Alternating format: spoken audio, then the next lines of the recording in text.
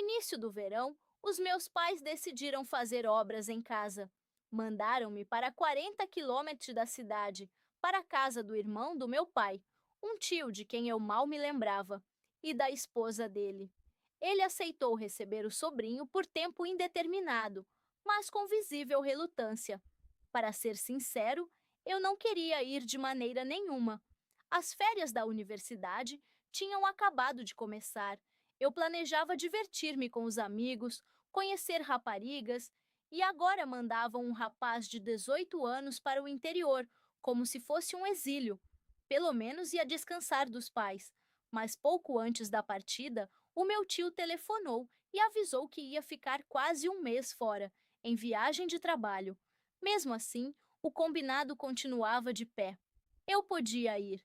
A esposa dele não ficaria sozinha e entediada, e um rapaz adulto daria uma ajuda nas tarefas da casa. O velho sedã do meu pai saiu do quintal e entrou na rua lateral. Eu partia para o desconhecido, para a esposa do meu tio, que eu quase não recordava. A tia Ângela era 7 anos mais nova que a minha mãe. Não tinham filhos.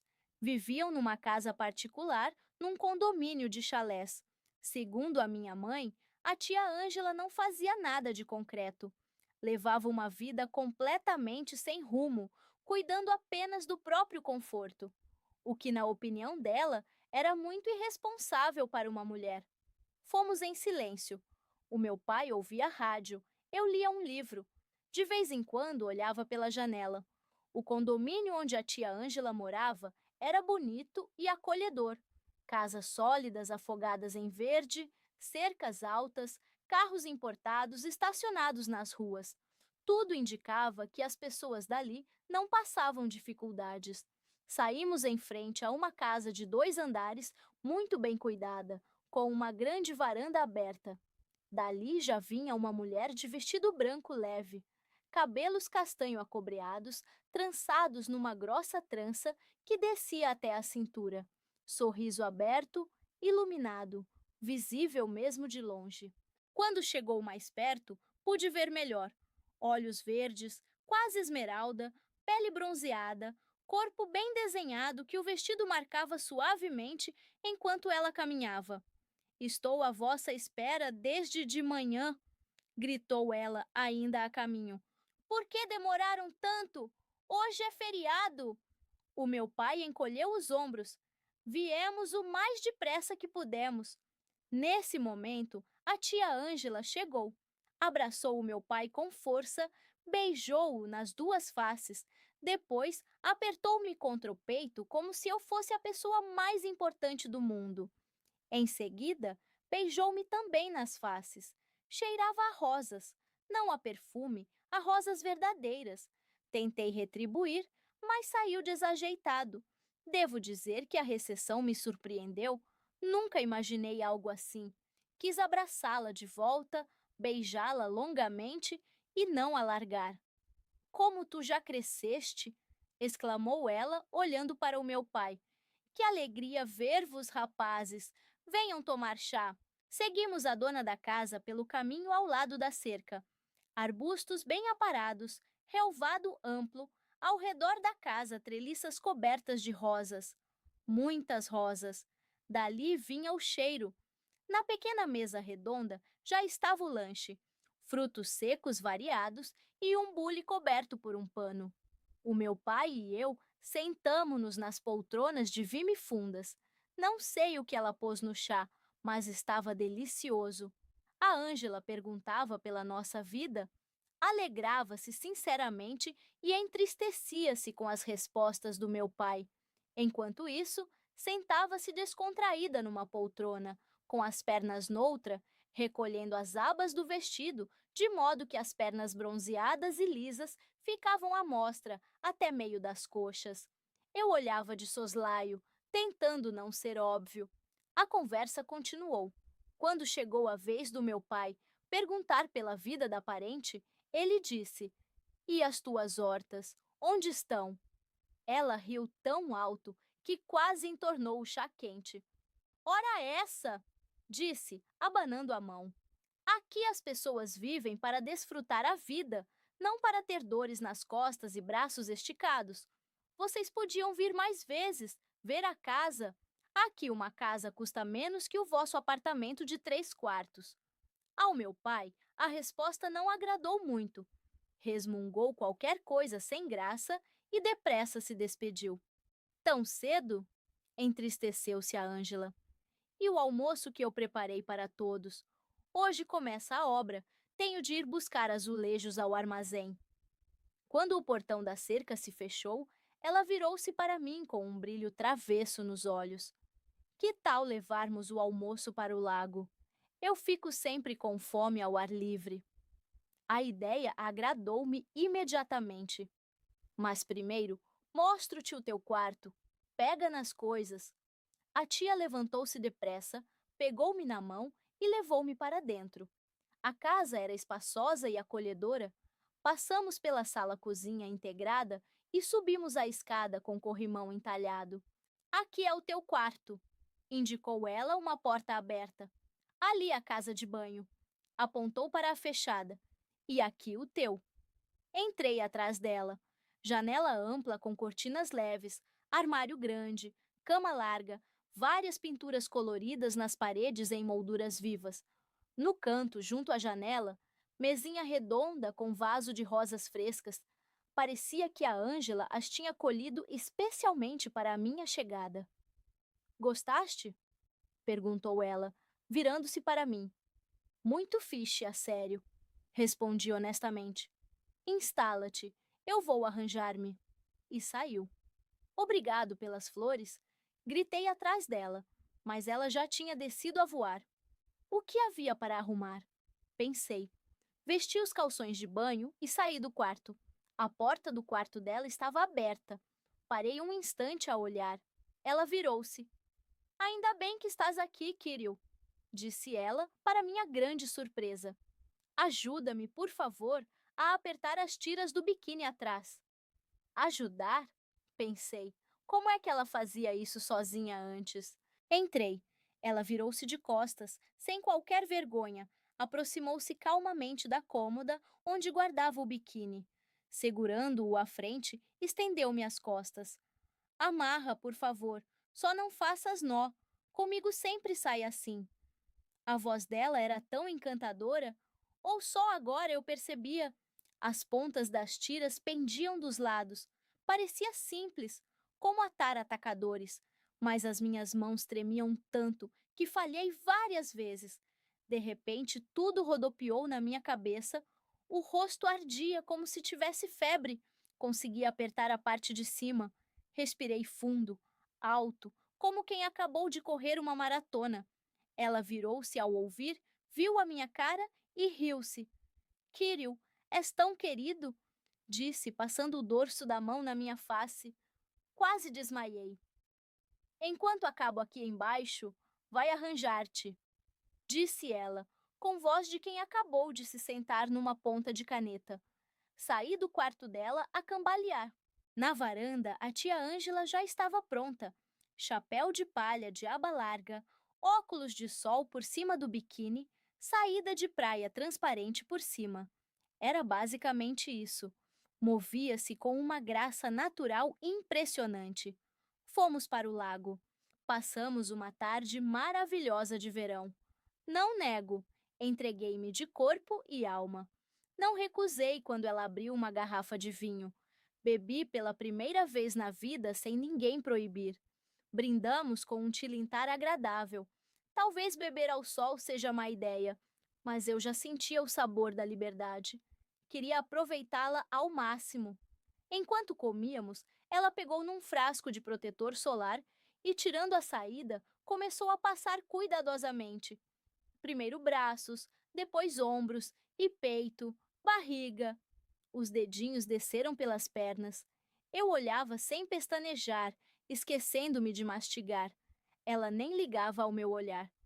Por favor, as costas e as pernas, pediu, deitando-se de bruços bem pertinho de mim. Quase engasguei. Engoli o pedaço inteiro. Peguei no creme, espremi um pouco na palma. Ela tirou o chapéu. A trança estava enrolada num caracol alto. Não faço ideia como se segurava. Comecei a espalhar o creme devagar na pele macia das costas. A minha cabeça rodopiou outra vez. Quando cheguei à zona lombar, ela estava deitada de lado, bebendo vinho, olhando a superfície calma do lago. Podes fazer também as pernas? Ouvi eu através da névoa que me envolvia. Obrigada. A Ângela sentou-se, pousou a mão no meu ombro. Vamos entrar na água. Precisas de refrescar. A cabeça clareia logo. Depois eu passo em ti. Perto da margem, a água era morna. Na profundidade, gelada. Nadamos alguns minutos. Senti-me renascido. Não nado muito bem. Por isso, depois de uns 50 metros, virei para a margem. Mergulhei de cabeça, sentindo o frio que subia das profundezas até a raiz dos cabelos. Os meus pés nem tocavam o fundo, mas senti o toque gelado da água profunda. Alguns movimentos fortes trouxeram-me de volta à superfície. A tia Ângela já estava ao meu lado. Não mergulhamos muito fundo, a sério, disse ela.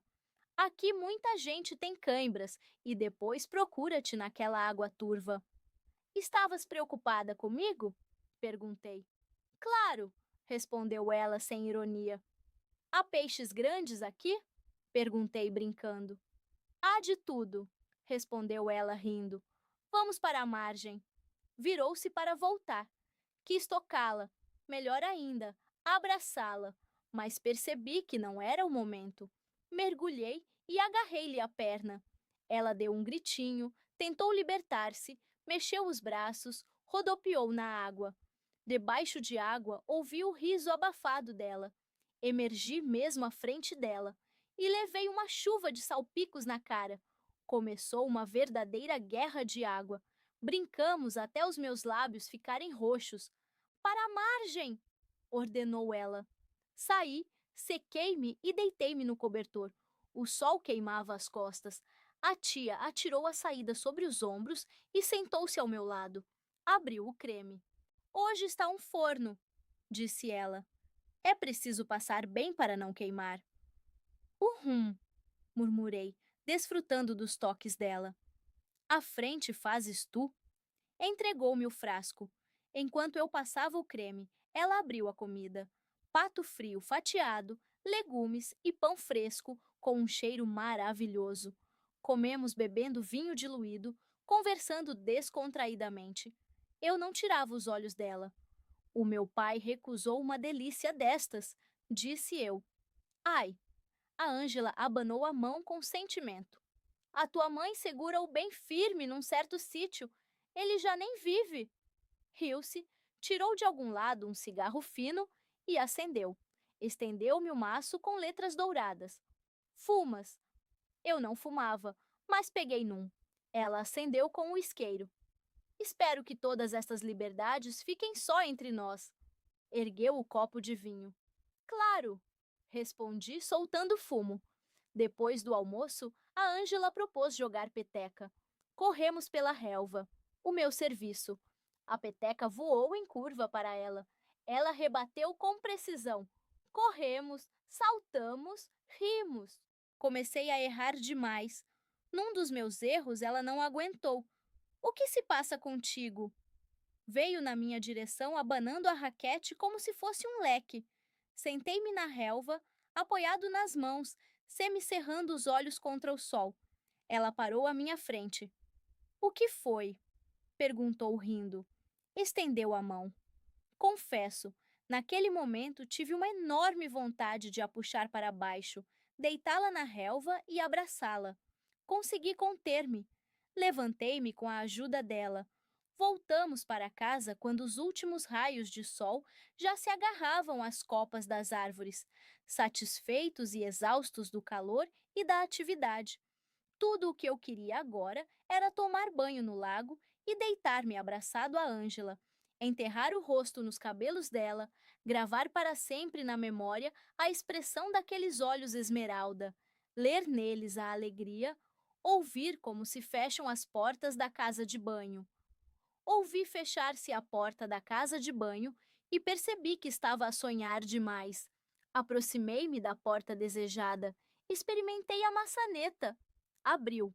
Aroma de shampoo para cabelo. Ar quente e úmido. As paredes da cabina de duche iam embaçando lentamente. Olhei como ela lavava os cabelos longos, agora castanho escuros por causa da água. Virava-se ora para um lado, ora para o outro, como se de propósito me deixasse ver. Fiquei parado, olhando, imaginando os lábios dela a tocarem-me. Aquela mulher era encantadora. De repente, ela abriu os olhos. Kírio, querido, és pintor? Perguntou com voz divertida. Não, quer dizer, não sou modelo, respondi gaguejando. Sol da minha vida, sai daqui depressa. Não me ofendi. Podia ter sido pior. O meu verão estava só a começar. Sempre tive sono leve em lugares novos. Desta vez não foi exceção. Acordei à meio da noite porque alguém andava no quarto. Ainda meio cego de sono, vi a tia Ângela como uma silhueta escura sentada na beira da cama, aos meus pés. A única coisa clara eram os olhos dela a brilhar, como dois pirilampos que entraram pela janela aberta. A mão quente dela acariciava a minha perna, devagar, suavemente. Mas daqueles movimentos lentos, o sangue subiu-me à cabeça. Quis retribuir, puxá-la para mim, entrelaçar os nossos corpos num impulso único. Mas não consegui mexer-me, nem mão, nem pé. Não sei quanto tempo durou. Já começava a distinguir detalhes na escuridão quando ela se aproximou mais, passou a mão no meu peito e, inclinando-se, beijou-me o pescoço. Alguém atirou cores vivas para o quadro escuro. Os cabelos soltos caíram como cascata sobre o meu corpo. Os lábios dela queimavam. Eu já queria gritar de prazer. Aquela noite não existia na minha vida antes. A luz dourada da manhã entrava pelas cortinas. Já não havia ninguém no quarto além de mim. Saí para a varanda. Ainda estava fresco debaixo do telhado. Olhei o terreno do alto da escada. Encontrei a Ângela no relvado. Calções curtos, coloridos e t-shirt branca larga. Estava a fazer alongamentos. Quis ficar a olhar mais um pouco. A atração por ela crescia a cada minuto. A aventura da noite só tinha aumentado o desejo. Aproximei-me e sentei-me na relva. Bom dia, disse ela, sem interromper os exercícios. Senta aqui para eu te ver. Ainda não eram 9 horas e já estava quente.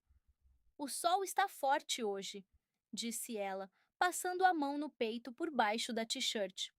Obrigado, respondi. Dormi bem. Ela pegou na garrafa de água da relva, bebeu metade e entregou-ma. O que vais fazer no verão?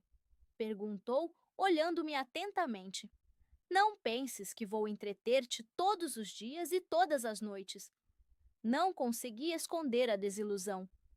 Não sei, respondi, arrastando as palavras como se lutasse contra o bocejo. Ainda não pensei no que se pode fazer aqui. Ela bufou. Aqui há de tudo, só falta vontade e imaginação. Eu tinha imaginação de sobra, mas não era disso que ela falava. Por exemplo, precisas de dinheiro para gastar.